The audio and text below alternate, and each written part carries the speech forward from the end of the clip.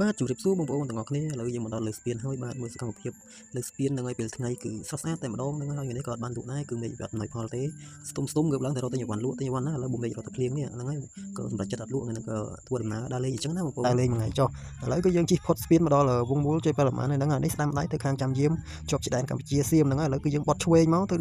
លេងនៅឆ្នេរបាក់ខ្លងយើងហ្នឹងបាទទៅអង្គុយខ្ចោះលេងទៅដាក់មកកំប៉ុងពីរកំប៉ុង3កំប៉ុងអញ្ចឹងណាយើងកុំឲ្យ stress ពេកហ្នឹងនិយាយថាបើរឿងផឹកវិញគឺផឹករងថ្ងៃតែម្ដងឆែហូបអីលេងអញ្ចឹងទៅណាហ្នឹងហើយឥឡូវគឺយើងជិះផ្លូវទៅត្រង់សកម្មភាពក៏ផ្លូវតាមផ្លូវហ្នឹងក៏ស្អាតទៀតបងប្អូនឡើងខៀវល្ងឹតតែម្ដងហ្នឹងហើយឥឡូវយើងជិះមកដល់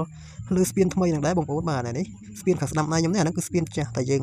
ឡើងមកលើអាស្ពានថ្មីហ្នឹងមកគឺអូយទេសភាពគឺស្អាតមែនតើមេឃថ្ងៃនេះស្ទុំរហូតហើយក៏ស្ដាយដែរហ្នឹងហើយដល់ពេលយើងអត់លក់អញ្ចឹងមេឃស្ទុំពេលល្ងាចឡើងអត់ភ្លៀងយប់ឡើងអត់ភ្លៀងបាទអង្គុយកាត់វីដេអូបដានៅឃើញស្ដាយបដាហ្នឹងហើយពួកយើងធ្លាប់លក់ពេលល្ងាចអញ្ចឹងលក់ដាច់ចុះហើយ